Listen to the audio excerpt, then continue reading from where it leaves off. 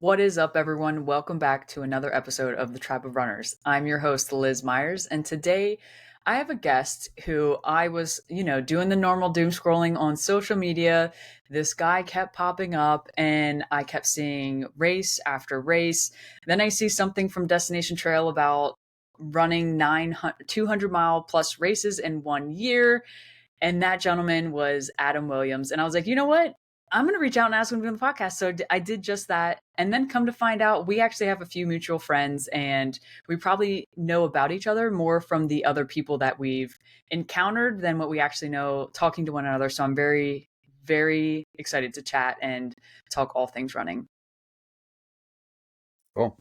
I'm very excited to join. It should be fun. Heck yeah. So before we get into all things running, um, you had a crazy thing happen to you last year, and I know you've talked about it, and it's on social media, and I did watch all of your videos. I'm like, these are insane. But tell me a little before all of that happened. Like, how'd you get into ultra running? Like, what intrigued you and made you want to go after these crazy distances? Sure. I don't know that falling into running or ultra running was totally unique for me. I I haven't been running my entire life. I wasn't a track person. I did grow up playing soccer, so I always could naturally kind of run. Midfield just runs constantly everywhere. And so I played for years and years, probably a decade or something. And so running came easy to me. I did random little 5Ks, 10Ks here or there. Through my young adult life, I would do relays with friends. It was always a group relay. So it was a 100K relay and everyone would just do a segment. And that was the extent of my running for a long time. And then I kind of got older as an adult, and as you get older, things don't work as well. And so I started getting into yoga and doing hot yoga and really kind of paying more attention to my fitness. And then found running again. So I worked back into that. So because I was in better shape, running was a lot easier for me. And I did another relay again. Someone asked that the group asked me to do two segments. I was like, oh, I've never ran more than 15 miles, but I'll try. I got nothing to do. And so I actually trained for it. I like went out and ran a little bit instead of just showing up. And the thing about that was I kept running and training afterwards. I signed up for a 5 mile race, then a 10 mile race, then a half marathon. I did a bunch of half marathons. I realized that you could use running and races as a perfect excuse to go travel around the country. And so I did a bunch of the vacation races and traveling around and half marathon, like in the middle of the night, in the middle of the desert. Joshua Tree was like super wild to me at the time. And I remember doing that particular race and we missed the turn and it's a dark in a desert. And so I ended up running like 23 miles and I was like, oh, I can do this. And that was perfect training into a marathon. And of course I did it as a vacation, right? So I did it in Cancun. and, and then my family started joining me at races. So it just became kind of this snowball of a side hobby that became more of a passion. And for me, I always looked and tried to figure out, well, what is that edge or what's my limit and how far can I run? I didn't think I could run a half marathon. I didn't think I could run a marathon. I signed up for a 50K, and that was the Antelope Canyon 50K in 2020. So it was like one of the very last races before everything shut down. I think we were on native land, and they pretty much shut everything down like 2 minutes after we all started running. Oh my And goodness. so we kept going, and then I mean, COVID happened, and like many people, that finding running was a way to find some peace, I guess. Back then, I also started my run streak and continued that. So I had that going for 5 years up until last year. And there was, for me, it was a minimum of 7 miles a day. Oh wow. Okay. And all this time, I continued to find bigger races. I knew about 200s just because of, YouTube and Goggins and things like that. And I kind of realized that was something crazy that was out there. but it's not for me. I can't do that.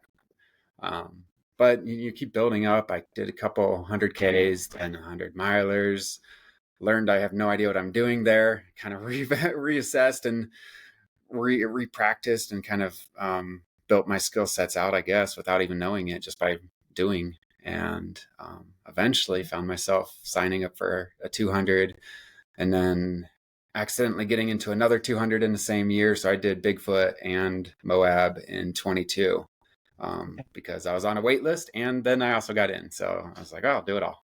Yeah. And that's kind of been the approach ever since, it feels like. Wow, that's But awesome. yeah, So your first one was Bigfoot then?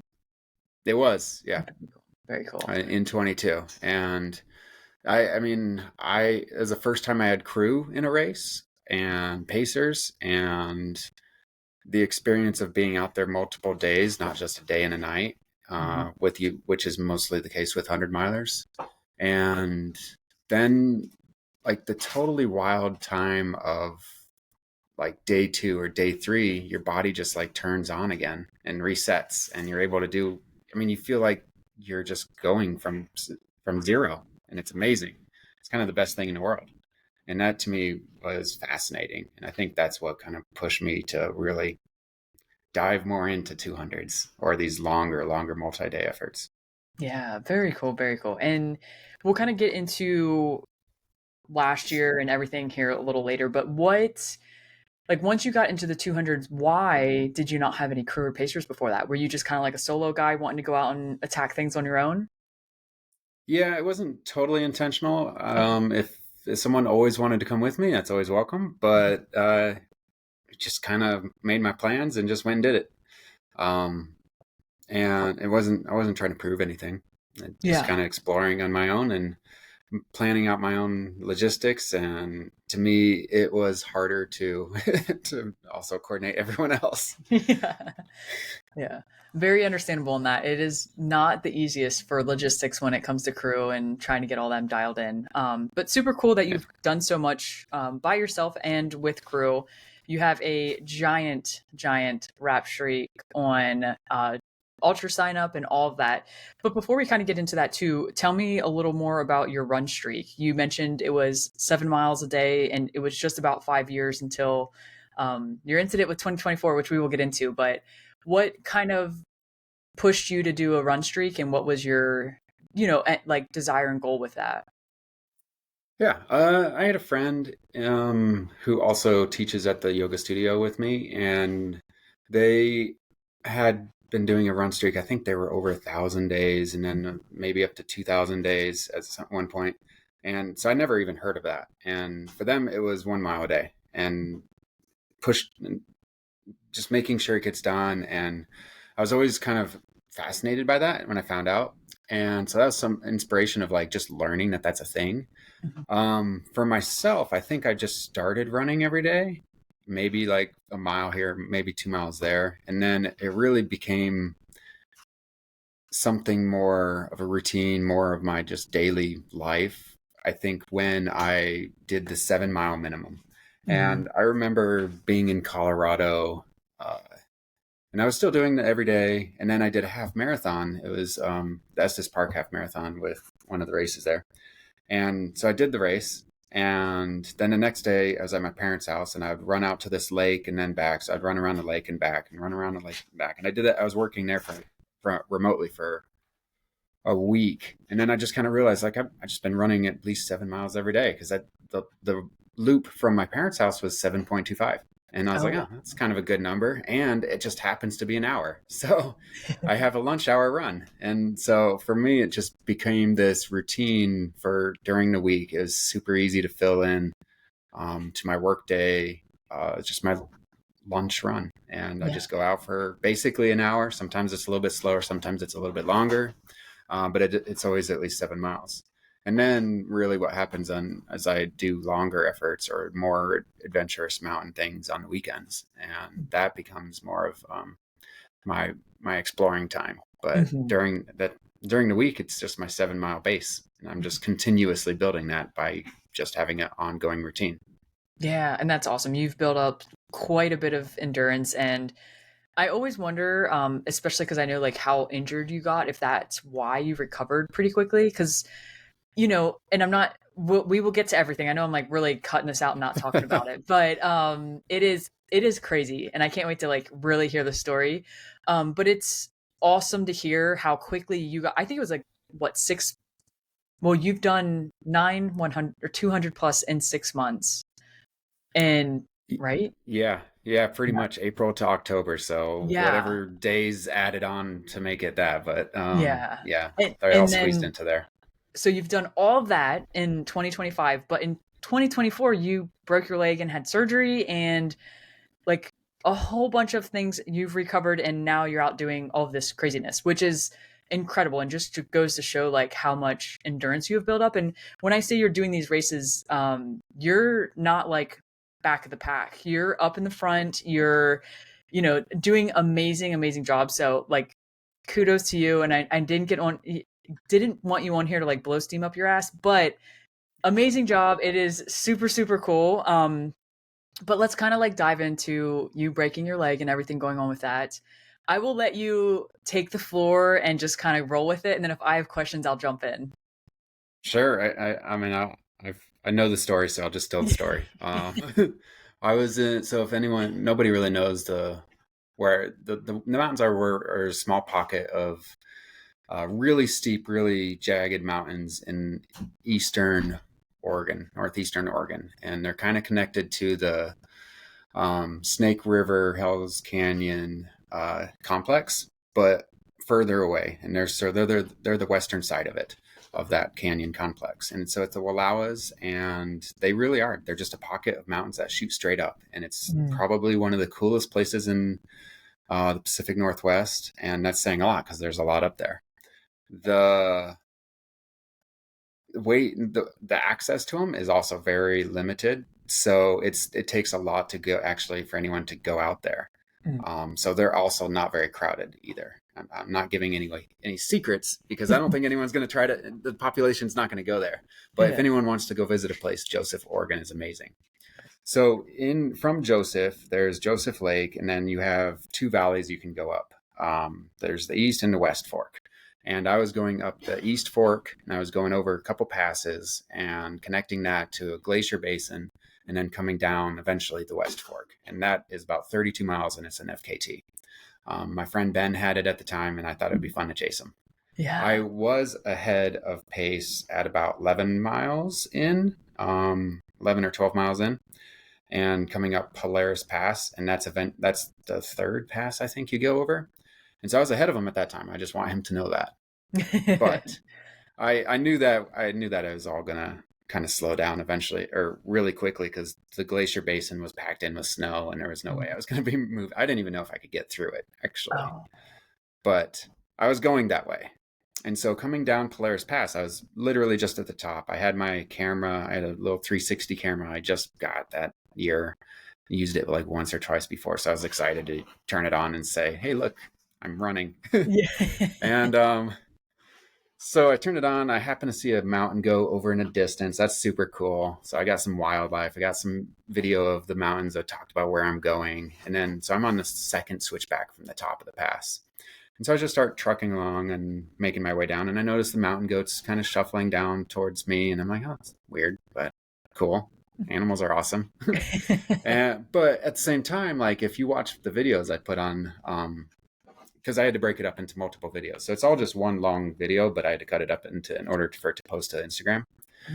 Um, if you listen to it, you can hear me talking like to myself because about like the goat, like I hope it doesn't drop a rock or like knock a rock loose or something, and I wonder if it's going to call rock if something happens, and because it's above me on this scree field, and eventually I get underneath it and I get over underneath these like cliff outcroppings, and I notice the goat is on top of it or like disappears on top of it, and then he pops out like right above me, and when mountain goats are being aggressive they stomp on the ground, and he did that and it broke away a boulder off of the cliff, and it fell to 20 something feet that was above me, hit the ground once, and then went straight into my knee and just opened up my right knee, ripped out like 3 inches of flesh, tore my IT band, fractured my fibula at the top end of it, and ended up having a open fracture. I didn't know that at the time, and knocked me down the scree field. So I went down, falling down the scree field, and then I was freaked out because I thought I was being attacked by a goat. So I scooted away for a while, and then made it off to the side and kind of assessed everything. It broke my trekking pole. I'm pretty sure the trekking pole also ripped apart my skin too, because there's different types of gashes. So now I'm always thinking about a broken carbon trekking pole, like stabbing you. But little things you get stuck with. Yeah. And so then I improvised a little tourniquet bandage thing from a bandana and a buff, and my broken trekking pole, tied it super tight, put that on to stop the bleeding. Realized I had no service out there. I had a spot tracker that I charged and tried to turn on that morning, and it didn't work. So I left it at home. So I didn't have anything. And I knew where I was, kind of. I knew that if I got down to the main trail, then it's about 10 miles. Okay. Or 8 miles or something. I don't know, something. So I'm like, I'm not horribly far back. So I know I know how to get out from here. And it's better to go forward and do that than go backwards, I think. And to have to do a bunch of passes and climbing. So everything from here is downhill, essentially. And so I start making my way down. I eventually make it like 6 miles, get to the main trail, which is not as short as I thought it was. It's taking forever. The bandage I put on is bleeding through, so I have to find another. I ended up making another one, putting it on top. And I mean, these are all materials that I brought with me for no reason. It was a beautiful blue sky day, and I was like, I don't know, I'll bring a buff. I'll bring a beanie. I don't need any of this. And I think I had a Cliff Bar. Like I wasn't gonna be out there that long. I even brought a headlamp, and I'm like, I just need to be safe. And so I brought all this extra stuff because I was running with a running pack, and I was like, I need to fill this up. It can't just be empty and bouncing around. And so I put all these things in there that I ended up needing all of it. Wow. And so I eventually made it down to the main trail. On that, it has more access points to other trails, and a backpacker was making his way out from the weekend. And so he had a satellite tracker. He reached out. We got in touch with search and rescue. He stayed with me and gave me his trekking poles to make it all the way down. Wow. And it didn't really make things faster. I was still just hobbling, kind of just shuffling for hours and hours and hours. It took me 12 hours to get all the way down to the trailhead. Search and rescue met me a mile up from the trailhead, which really just meant they relieved the backpacker guy. And so he went on, and he was fantastic. But then they walked with me out, jumped in my Jeep. They drove me to the hospital. We did stop and get some pizza, which is not, so the thought was I was going to be in and out of the hospital, because if I walked that far, I'm probably fine. The hospital in a small town, so everything's going to be closed, and I'm going to be hungry. And I was like, yeah, I am starving, so I need food. And so I got pizza, started bleeding it all over my car because I was just sitting there. But got to the hospital after eating 2 slices on the way there, and the doctor's livid. Like, he is not happy at all with me. And it's because I actually did have to have surgery. I actually had to have emergency surgery and go under anesthesia, which they now could not do because of the food. The food. And so we ended up spending the night, like hours, just doing locals and just kind of really ripping at my skin and trying to clean it the best as they could. And that's when he's kind of poked at it and said, hey, that's your bone. I was like, oh, good, thanks. Let's not show me that again. Yeah. So then we eventually I did have surgery, like the next morning, early in the morning. Retied the IT band, and then the fracture was set in place so that there was no casting, there was no any kind of metal or anything put in. So that, I think, alone is a big part of why I was able to recover, because it was just my body, right? And so once it was going forward, it was just like, okay, what can I do? I'm guessing I can't run tomorrow, but when can I run? He's like, well, you probably need to have no weight for like 2 weeks, and then once things are settling down, or you can kind of see what you can bear. And he basically just told me, as much as you can tolerate. Mm. And so I went with that. Oh my goodness. So first, before you go any further, after the surgery, like IT band got retied, I guess is what you said, like re. Yeah, just reconnected, however that happens. Yeah, no, no It clue. was not connected, and then it was connected. Yeah, yeah. Did you experience more pain with the IT or the bone? I would say the IT band, because Okay. I could feel that up and down my leg. And when it's still super tender now, it can get inflamed, or that whole area can get inflamed. And I can feel the IT band running over different parts of the knee, and that's tender. I can imagine. Um, Yeah, so crazy, so crazy. So you mentioned it took about 12 hours to get out your own from incident to vehicle, I assume, correct? And then right. vehicle to hospital, having to wait a whole pretty much probably like 12 hours for the food to get out of your system. And then go through surgery. So before and during kind of like all of that going on, what were you thinking, like, because you mentioned you had a run streak and it sounds like it was very important to you, and I'm sure at the point you weren't too sure if it was surgery needed or anything like that, so like when you found out yes you needed surgery, what was that thought process for you? So interestingly, I as soon as it happened and I looked down and I saw that what my leg looked like, I kind of knew that my run streak was over. I knew Mhm. that my yeah, I knew that my the direction of what I was doing was changing Mhm. from that moment. I was like, that's bad. All the doctor did from there was confirm it. Yeah. That makes sense. That makes sense. And it doesn't sound like it hit you too hard. It sounds like you just kind of adjusted and were like, I'm going to take this one day at a time and completely come back to being able to run. Yeah, I'm definitely not the type of person that's like tied to my run streak. Okay, good. It's my own rules. It's my own. It's more of for my own, like having a routine and having Mhm. my own kind of. If I didn't do it, I probably wouldn't run at all, Mm, type of thing.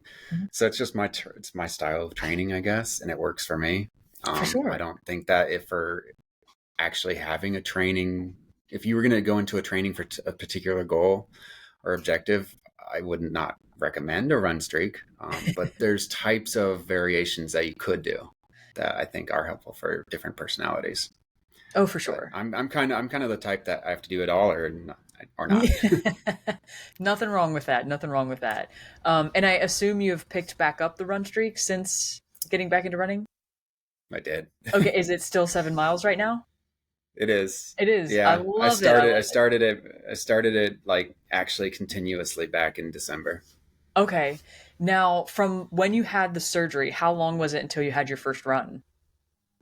A month. Oh my goodness. And So was it like just a mile or how'd that go? yeah. Just mile. Yeah, so in August, so the incident and surgery was in July of 24, and then I immediately really kind of once could get off the couch, I had a friend that's a PT. He put me in touch with a sports one of the he's a sports and injury wound specialist type of PT, and so he put Okay. me in touch with that. So I got really on top of doing PT right away. And at first, even that's just like bands and things like that. So feel or even just a bike. So it's Mhm. moving, but it's not a lot. I started walking as much as I could. I started. I mean, it really anything to break up the scar tissue and not let it set was one of the critical things immediately. My first run was in August, probably maybe a week or two into it. Mhm. It's like a run jog, Mhm. walk jog, and just bouncing around and just trying to get that movement down. I do teach yoga, and so middle of August, I taught my first yoga class too. All of that, the wound actually technically wasn't closed. Like it was so deep that it still had openings. I was still doing bandages and Mhm. doing a lot of management of that. And by the third week of August, about I had whatever I did. I think I had ran, so I probably opened it. I had taught yoga, so I had stretched and probably opened it. And at some point during that particular day, I picked up a infection, and then the next day I had a red line shooting straight up to my lymph node, and so it was quick and it was moving fast, and so I went to the emergency room, Mhm. and it was a staph infection, and I had to get surgery again. Oh So my goodness. so they reopened the whole thing and recut the IT band to clean underneath it because CAT scan was showing issues underneath, and I spent 4 days in a hospital in Mm. August. Yeah, on a bunch of drugs too, which that that experience was, I would say, much harder to kind of recover from or return from, just because I think there is just more strain put on the body, both in drugs. The surgery, it was a nice clean cut, so that was nice. The IT band healed really fast, but um, it was kind of that was a little setback that I had to Yeah, work through. I'm sure the infection took so much out of your body because it was trying to fight it, plus all the drugs to try to help you fight it. And yeah, I can only imagine that. So how long did that have you kind of down and out for once that went down? Yeah, it was a reset altogether. So part of this is last year I was doing a large amount of 200s as well. Mhm, I was mhm, planning on six. I only made it to Cocodona and Tahoe, and then everything else was after the injury. And mhm. so what I did was I went to all of these races and volunteered. Oh, And so I was at Bigfoot in August volunteering. Might have got a staph infection from it, but I did it. yeah. Um, and then I had the surgery, and then I went to Divide in September and volunteered there. And so I think Divide was pretty much the first week I was back on Okay. running around, walking around. I didn't really run. I did walk Mhm. miles out there. So, and I was on my leg most of the day. I'd stopped using the crutches then. Okay, okay. That's awesome. I mean, horrible, horrible, horrible, horrible, but crazy. And then after that, everything's been good since. No other. No other surgeries that That's popped good. in. No, yeah. So from there, I did volunteer at Moab last year, and then spent a couple weeks in Colorado in Leadville, and so that's when I really started running again Mm. with some intention, and it was at altitude, and so I think I ran like, let's say, 80 miles total. And last year I did Javelina, and so that was my first run back, and so that was my training block, was a 2 week 80-mile volume, and then run go after Javelina. And And that was because I thought I could get into it. Then the second issue happened, and it was past like the cancellation or refund. I was like, well, whatever. I'll just go walk around the yeah. desert and see what happens. It's a party anyway. Yes, yes. Oh my They have goodness. my money, so Oh gosh. so And I was always kind of just set on doing it, and so that was a good test to see where the actual fitness was, the mhm. actual mobility was. Yeah, how did that go? Like not race wise, but for you to realize like where you were fitness wise. Yeah, it was really interesting to go into it with zero expectations, and that mindset was really kind of release of any kind of, I don't know, burden or challenge or something. And I had a bunch of friends there. I had one friend just completely open up his crew tent to me, and his dad was already doing it. His dad was doing 100K, and so it's Connor. He's a medic with a lot of different 200s. He's an amazing person. Awesome. Um, and every time I went back, he just was fantastic. He had little surprises me the entire time, including a big surprise of like a full on massage therapist. And so I was running and I was out there doing a race, but I was out there just experiencing the environment, the atmosphere, the people, the getting back into the world again. It felt Mhm. like. And so, I mean, as a result from the race, I did not finish. I had my first DNF, which annoys me, but it also doesn't matter at all. So, but that's one reason why I'm doing it this year. And so Mhm. I'm going to be doing it on Friday in a couple of days. And that's kind of just closing the loop on this chapter of these last 12 months. Yes. Oh my goodness. That's so wild. And like you said, I can completely understand like the upsetness and the annoyance of having a DNF. But at the same time, like you probably like, but I did this and I literally just got done with surgery 2 times, so it was kind of setting that foundation for what is now going to be 2025 doing so many 200s. Yeah. And And it's a self-imposed DNF too, because I had a flight to catch, so I actually left like 6 hours early. oh my goodness. Oh, so so okay. my last loop wasn't getting any faster, but it wasn't going to catch the plane either. Okay, okay. That makes sense. And I mean, sometimes you gotta do what you gotta do. Yeah. So after that, I have you already made the decision to do so many 200s this year, or how did that kind of go about? No, that was always an evolving thing.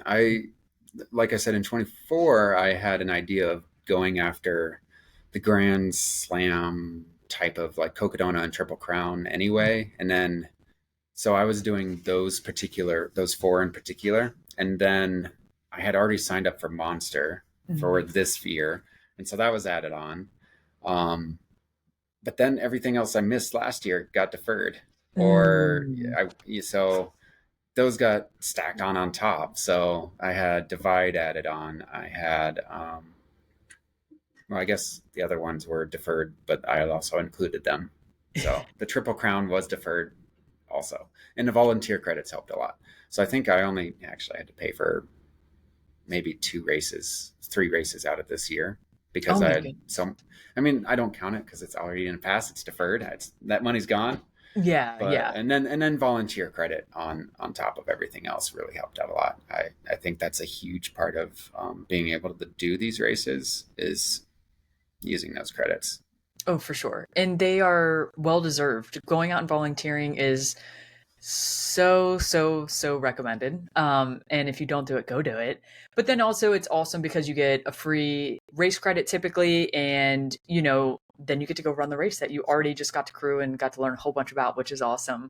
Yeah. So what are the 9 200+ mile races that you did? I have a list, but I want you to do because I'm missing one of them and I don't know which one it is. Are you?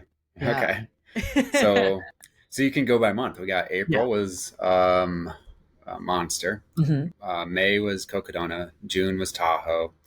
July was Summit in Yes. Colorado. And then August got a little crazy. It was Bigfoot, or is Bigfoot, but Mhm. then in the last minute, 2 days before the race, also added in the Oregon 200. The Oregon 200 was interesting. I was already scheduled to go to Colorado for a different non-running event. That fell through, and so I had the time off. I had everything planned out to be away, and it was like just happens to be the same time as the Oregon race. And so I was like, I emailed the director and was like, hey, can I jump in this? And she's like, well, you have to decide in 5 minutes because we're packing up the U-Haul and leaving right now. I'm like, Oh, okay, I'll do it. yeah. So the Oregon 200 was in August as well, and then some September was Summit and Mammoth, which Mammoth was not intended to be on there, except for it was new. They got their permitting, and my sponsor helped pay for it. So Very cool. and that was Peak Performance. And so they built my campers, and they said if you get in, if they do the permitting, we'll take care of it. So that got added in, and I couldn't say no to that. Um, then we no, I went back. That was a 2 week break after Mammoth, and then Moab. Moab. Okay, Mammoth. Yeah.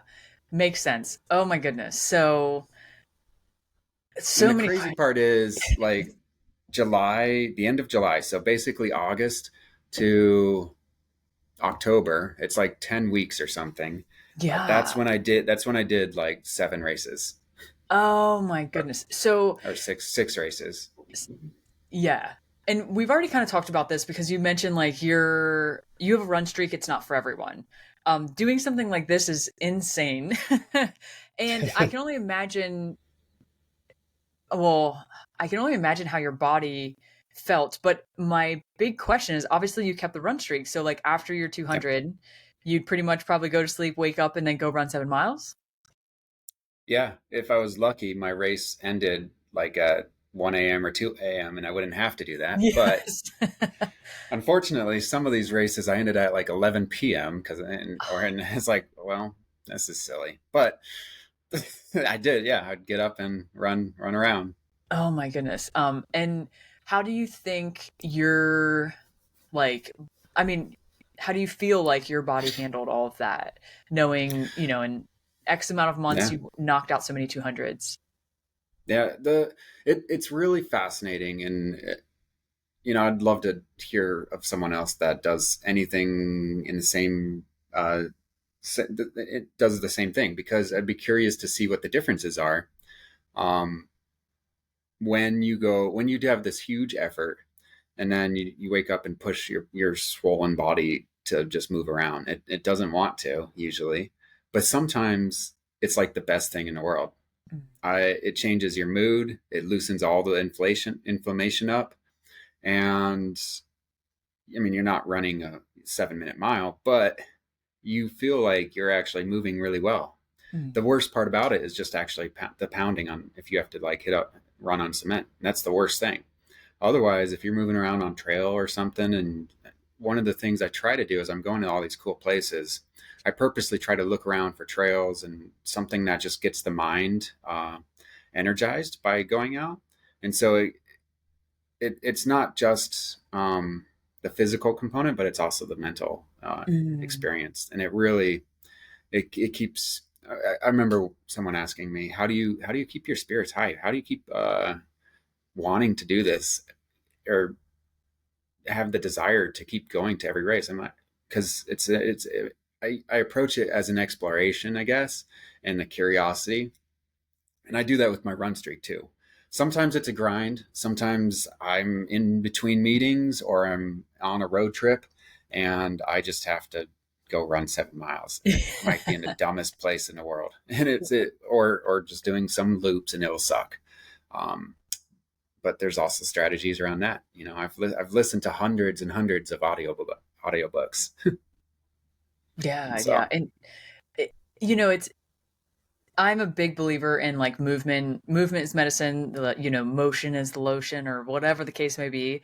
Um and I would love to know and for you to chat and to chat with other people because I guarantee you almost everyone will say the same thing. Like, yes, maybe the first 2 miles is horrible and I'm hating my life and I'm wondering what I'm doing, but I get done and I'm like, this is fantastic. And my body's feeling great. And, you know, it's something they don't even think about. They go do it. You know what I mean? It's not a negotiable. yeah. It's a done deal. And it's what it sounds like it is for you, which is really cool. Um, and It's it's really funny because people ask me about running and like, why do you like running? I'm like, well, nobody likes running for 2 miles. What's right after that. yes. No, it's so true.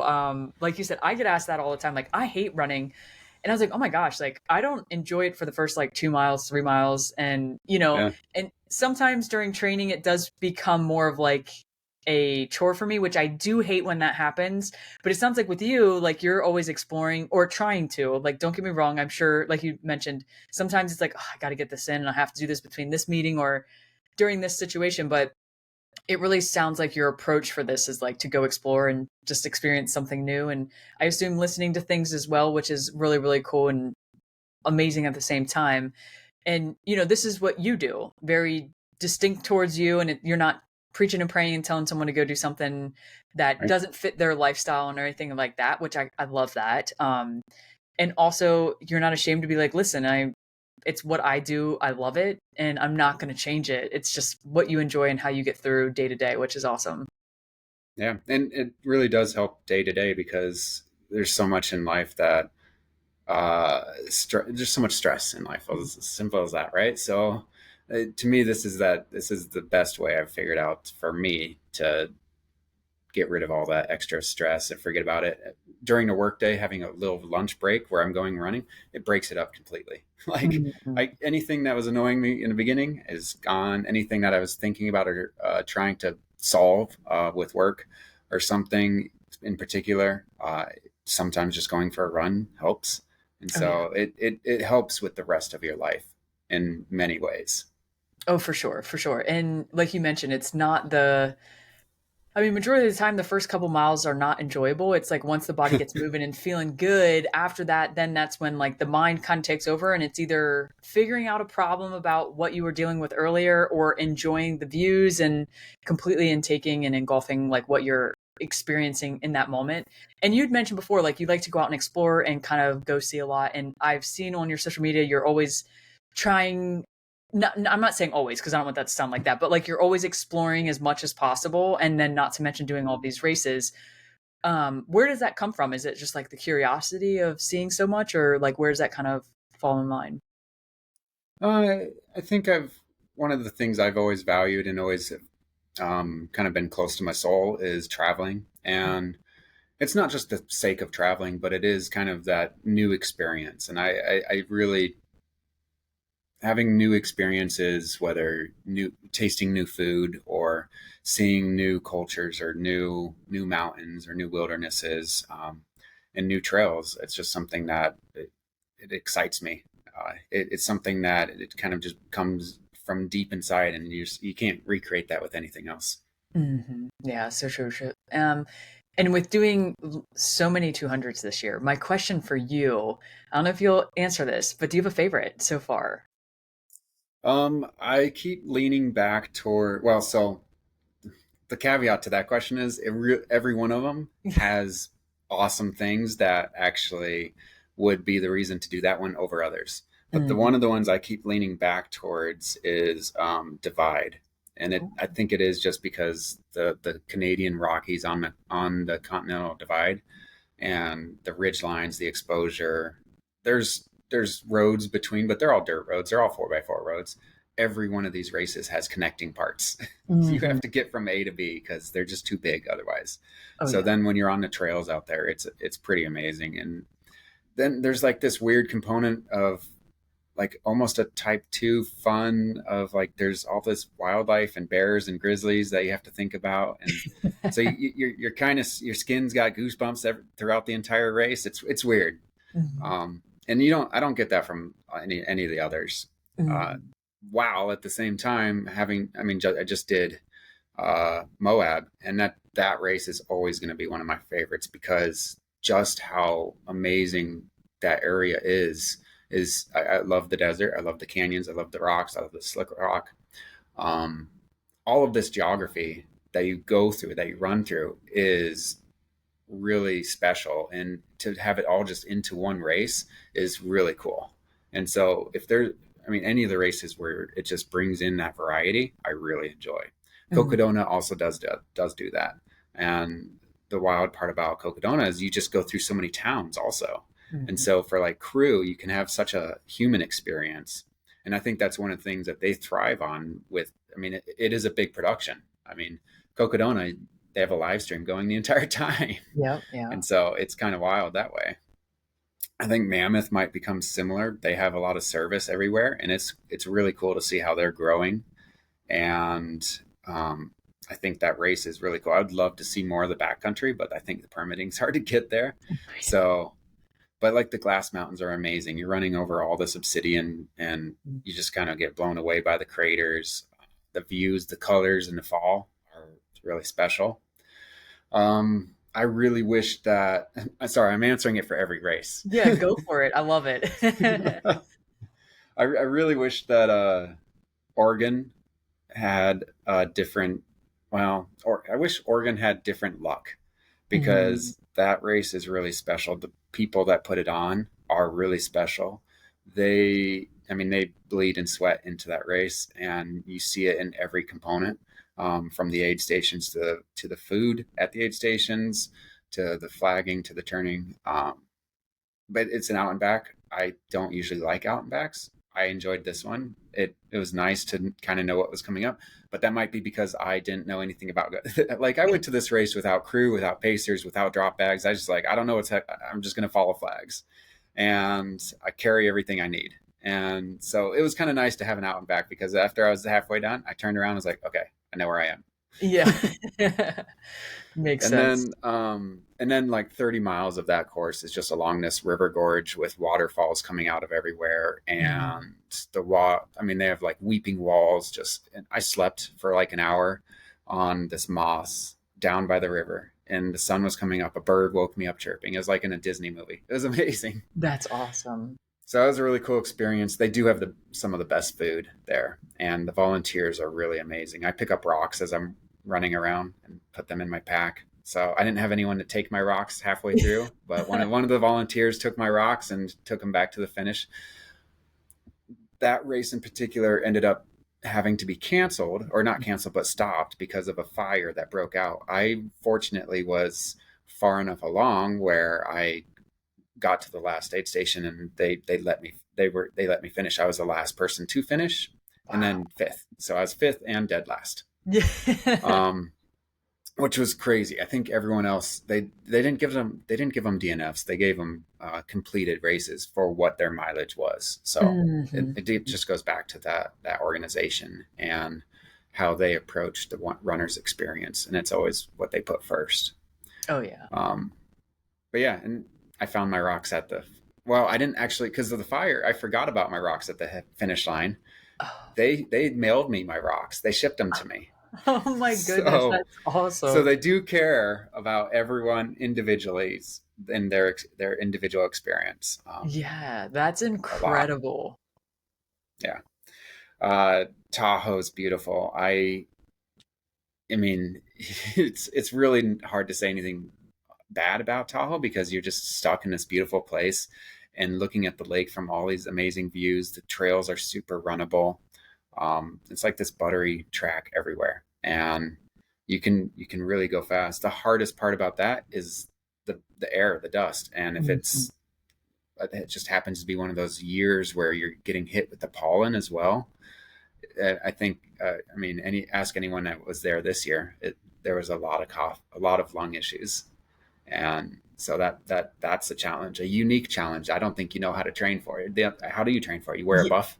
Yeah, oh yeah. No, I was actually at Tahoe this year. I was crewing and I had a little bit of a cough at one point. I'm like, what the heck? Like it was Yeah, so bad. It was crazy. yeah. I think it's always there because of the dust and altitude, but the Mhm. pollen is the kicker as to how bad it's going to be. And this year was intense. Yeah, yeah. This was, I think almost everyone I chatted with had mentioned like they had some sort of it. It just depended on like when during the race that it actually hit them. Yeah, yeah.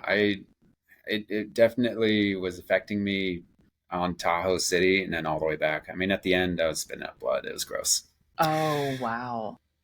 but I got done. Yeah, you got it done. That's that at the I hate to say that. At the end of the day, I guess that's what matters. Hopefully no issues arose. It was just like a little bit of irritation in your lungs, I assume. Yeah, yeah. Maybe even just in my throat too. Oh, okay, okay. Very cool. Yeah, so it's Um, no infection or anything. And then that one's fun because the environment at the finish line. Like I turned around and just started volunteering. So if anyone watched the stream, I was the one carrying the camera around for the next couple of days. oh my goodness. So, That's awesome. but Now, do you usually do that, like where you'll run a race and then volunteer afterwards? yeah, with especially with Destination Trail, I'll fit right in. I'll just kind of plug right in Very at the cool. That's finish awesome. line. Yeah. I do have Um, to sleep though, so I will try to find to sleep yeah. for a couple hours and then try to help out. I was just about to ask. So, like, do you sleep at all, or you just go straight into it, like dead to the whole world, trying to do something?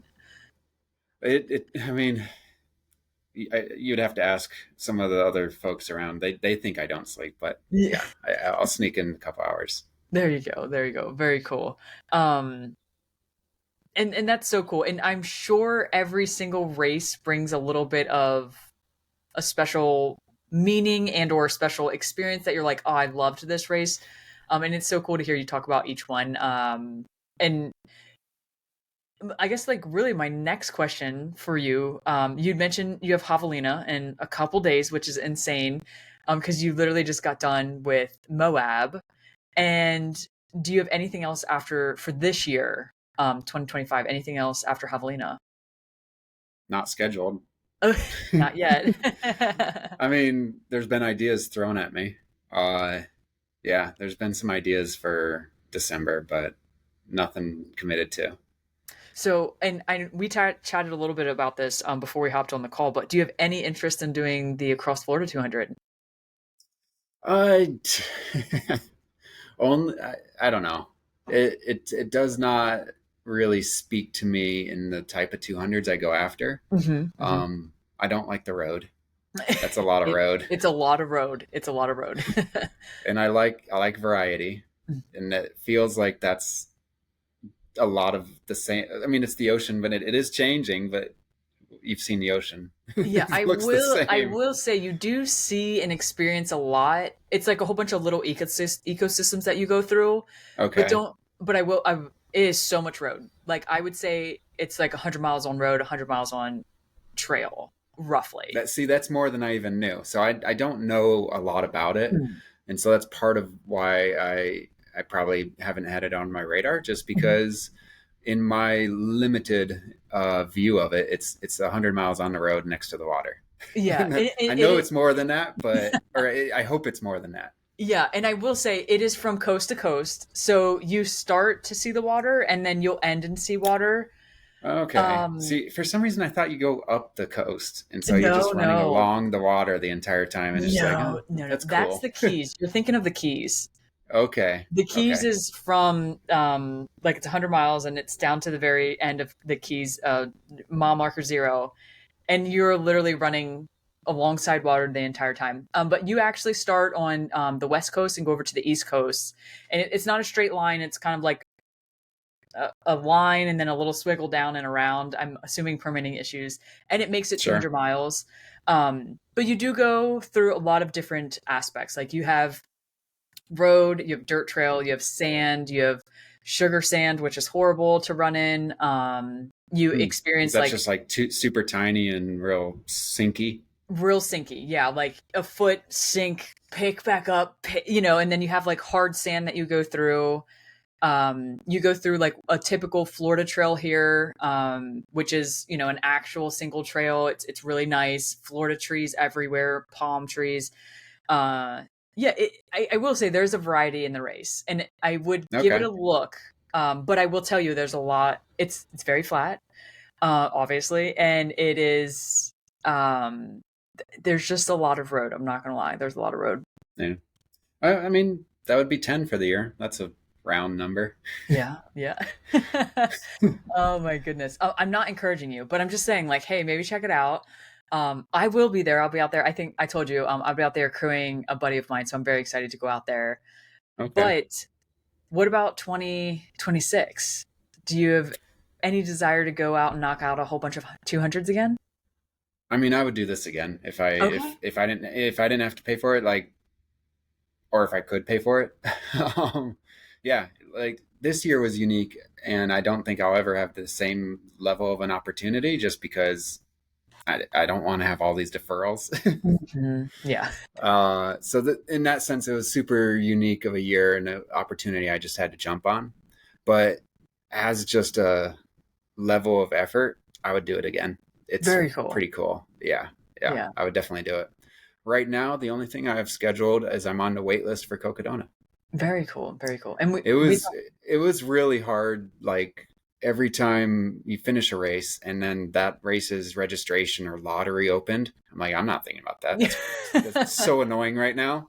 Yeah. I throughout the entire summer, the only thing I could think about was the next race. Like I would Mm. get emails from Moab, and I still have to do. I was at Divide, and then I Mm. was at Mammoth, and I'm getting all these emails about Moab. I'm like, I can't. I have no idea what's happening in 3 weeks, let alone. So it was interesting because it forced me more in so many ways to just stay so much in the present, because I Mm. there was no looking beyond that. Yeah, I can only imagine. What was the shortest amount of time from race to race for you this year with the 200s? 8 days. Oh my goodness. And what were those two races? That was Summit to Bigfoot, and then Oh, Bigfoot. I mean, both of them I got PRs on.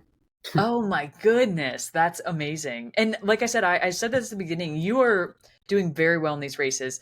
And then to know that you've ran so many 200s, I was like, what the hell is this guy eating? Because you were just rocking, which is so, so, so cool. I eat Um, everything. I don't even have like a diet plan. I just eat whatever I like. you eat everything in sight. What are you talking about?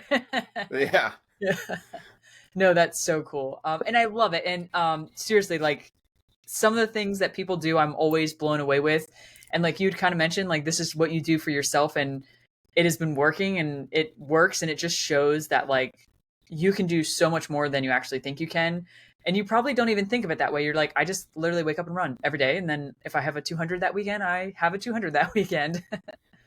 It has become that for sure. Yeah. There's definitely, I mean, part of it's like I don't really have to think about what I have to do this weekend or where I have to go this weekend because I have to go do that. There's no Mhm. other. I don't have to like plan a route or an adventure. I don't have to organize. Well, I have to organize people. If Yeah. yeah, there I have to do a lot of that. But I've Yeah. gotten pretty good at that pre-planning logistics, which honestly for 200s, the logistics of coordinating everything ahead of time feels like most of the work. Like running Mhm. the race is the easiest part. Oh yeah, I can literally speak from existence as well. The hardest part I think about my 200 was doing all the logistics for the actual race. It Yeah. was so tedious, but at the end of the day, it's so important, so you have to do it. Yeah. Well, and the crazy part is you do all this pre-planning, you do all these logistics, you set up for success, Mhm. and then most of the time it just goes out the window. Usually So within like the so the first aid biggest station. thing, yeah, the biggest thing you can do is like do all the planning knowing that you're really just preparing yourself to know and be an expert at that race so Mhm. that when it all goes to hell, you're more prepared to adjust For and sure. and then have the mindset that you're okay with adjustment and changing. Oh, for sure. And it's I mean, you said it so perfectly, like majority of time nothing goes right. You know what I mean? I want to say like maybe some things go right, but we experience so much diversity, so much things that we have to adapt to while being out there.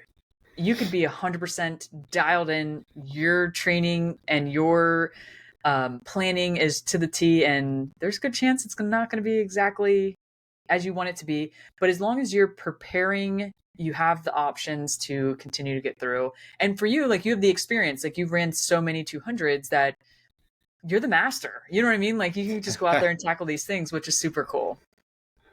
Yeah, it is weird to think that I've now become very experienced in this, that more so than anyone else, because there's so many really amazing athletes that run these that I still look up to them and I'll still ask them questions because they've been around doing them longer.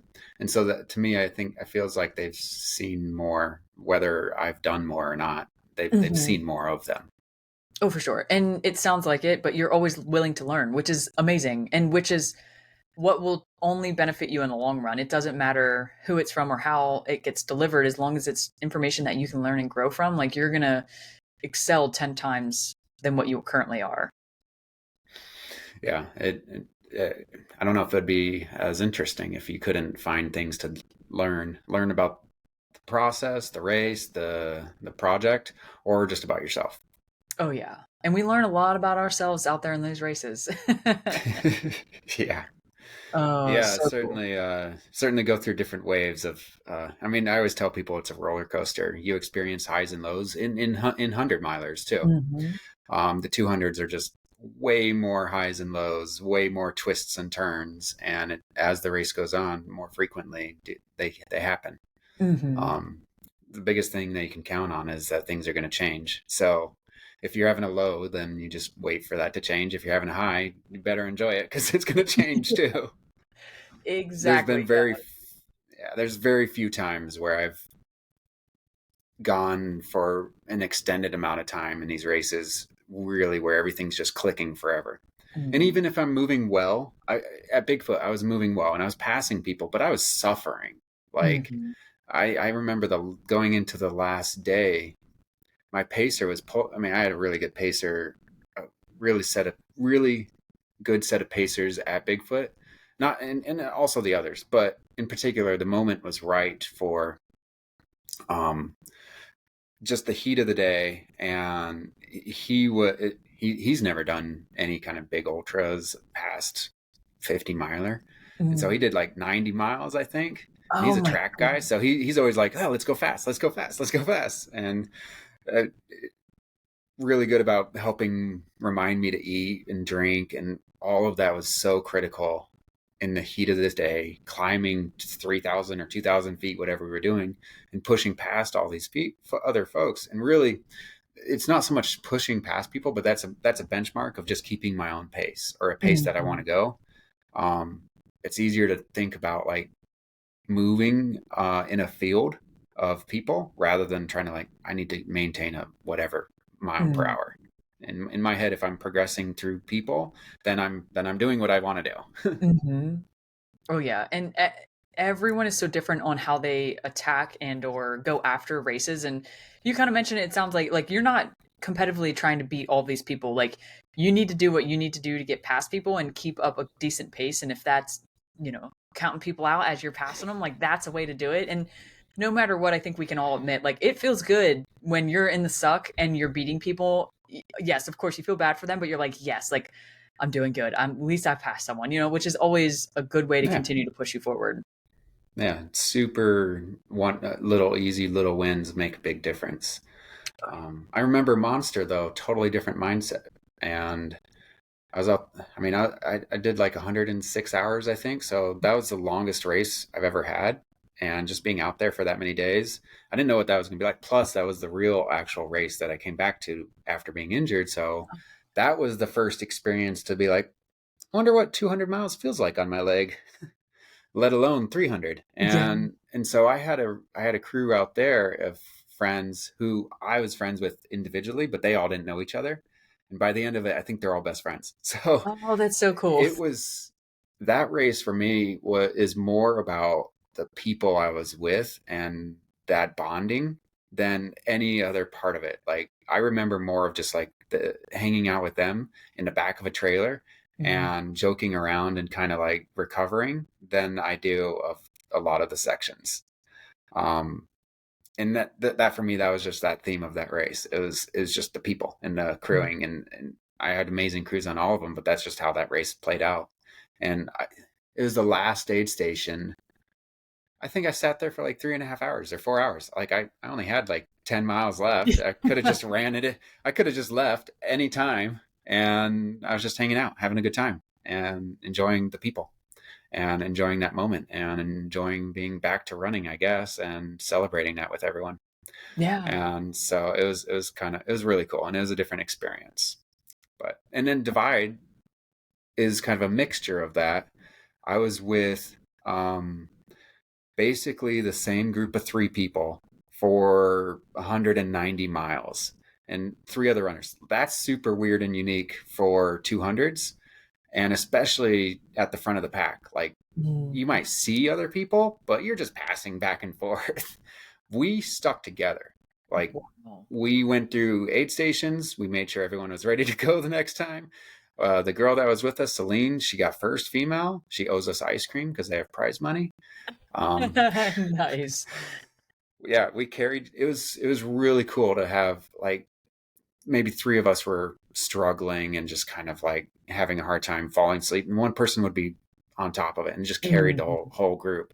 And so we had our own little internal pacing team. It was pretty cool. And then in the end, it was still a race. So it's not like we held each other's hands at the end and crossed the finish line.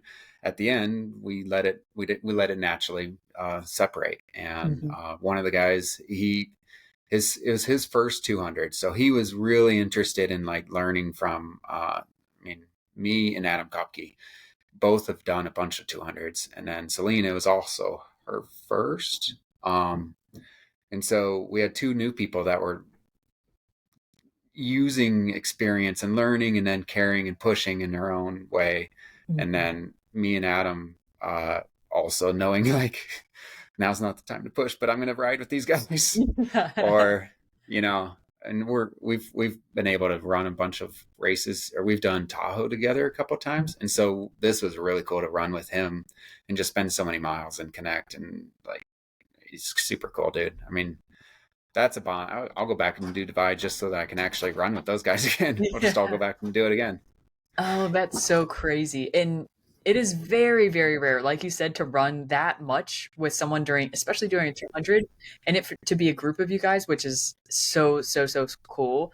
And I'm sure y'all learned just as much as everyone, the new people and the experienced runners in that, which is really Yeah. cool. And you got to help people, which is always so rewarding.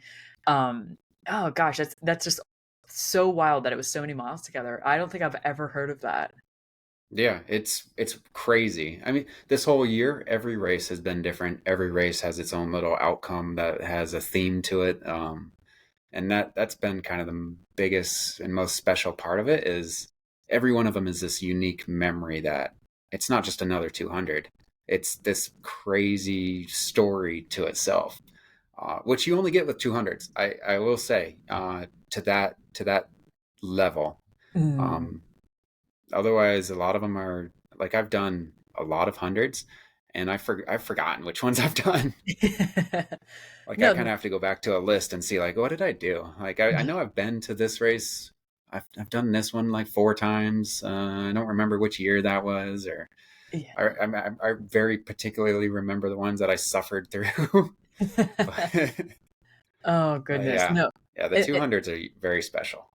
and that makes so much sense. Like you're out there obviously for a longer period of time, and it's just a whole different game, which is awesome. And I love that you've done so many. If I'm ever going to do one, I'm going to reach out to you and be like, hey, so tell me all the things about it, because it Yeah. definitely sounds like you've experienced and you really like taken back and like enjoyed the race, not like head down focused, not paying attention. It sounds like you're the guy paying attention but also out there kicking ass, which is awesome. Yeah, I think that's what helps me move forward a little faster is build or taking in that energy. For sure, for sure. Well, I've kept you long enough and you've said so many wonderful things and I've loved this so much. But one last question, and I've been kind of changing things up since I usually always ask the same question. I'm not going to ask you that. One thing I Okay. really want to know, and this is just like from you about you, is like, what is something that you think will be like end all, not end all, because I know you're not going to stop, but like, what's a huge ultra running goal for you, like right now off the top of your head? Huge running goal. Because you've ran so many 200s this year. Like, that's a giant achievement. So for me, I'm like, what is he thinking up next? Like, what's a giant goal for you? Yeah. Yeah, and that's kind of a challenge. Like I've been asked like what are you going to do next? I'm like, I Mhm. don't know. it's this was a big thing by itself. And Oh, so, I yeah. mean, I I I guess it goes back to where I find some of that passion in traveling. What I really want to do is a lot more international stuff. Mm. I've been in UTMB. And I really want to go back to the Alps, and so getting comfortable on a lot more exposure type of things. I'm afraid of heights. It's Oh, annoying. It that. annoys me more than anything, and so really kind of working against that or working in that I think is a cool type of place to work to grow. Mhm. And so adding that to different efforts and projects. There's so many times when I'm building around, I'm like, maybe I don't need to go around that scary little ledge. I'll just go this long way. but I think that having comfort in all sorts of movement across mountains and just different alpinism type of things, I think would be really cool. And so just building out that experience. And so, yeah, I think next year I'm going to try to do a lot more international stuff or looking forward just to see what there is and then continue to build or come back to the races that I did this year and as a volunteer and kind of be involved that way for a little bit. Yeah, for sure. I love that. And I have to say, I know of a race. It's called the Race Across Scotland. It's a 200. Yes. Have you seen it? I'm on a little group chat with some folks right now. I think I just got like 1,000 messages last night about it. So Oh my goodness, yeah. so Well, there's that's like a north one or a south one or something. yeah.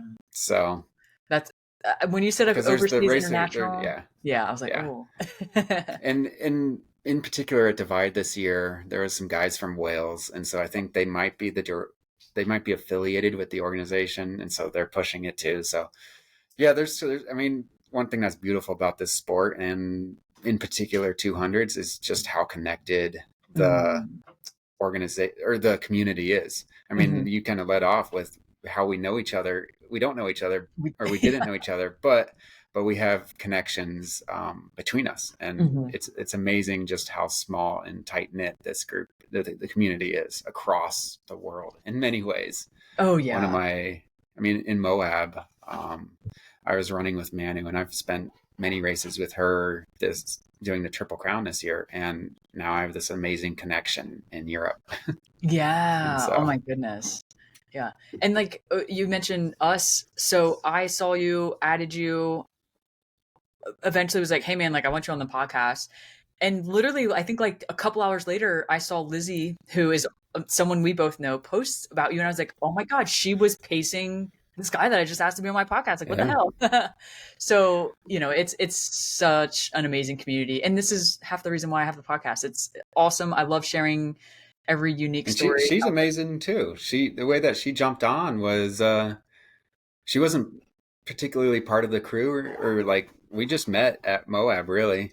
We did Mm. meet at Mammoth before, and then met at Moab, and she was crewing Josh, Yep. Yeah. and Josh was very very close to me for much of the race, and so she would then always help me out and help me out and then help me out, and then in the last 40 miles she's like, "Hey, I'll come pace with you." I was like, "Hell yeah, let's do it." Heck yeah. And That's awesome. so yeah, no, I mean we built a huge connection from that. It's been amazing.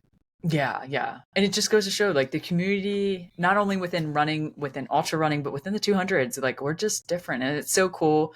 And I'm super, super excited to see what you do. I will definitely be following along. If you do something crazy, I'm going to reach back out and be like, "Hey man, we got to chat about it." So Yeah, anytime, of course. awesome. Well, thank you again for being on the podcast. And I will have your socials and everything in the show notes so people can reach out and follow along and see all the crazy stuff that you do. Yeah, I appreciate that. It's been fun. Heck yeah.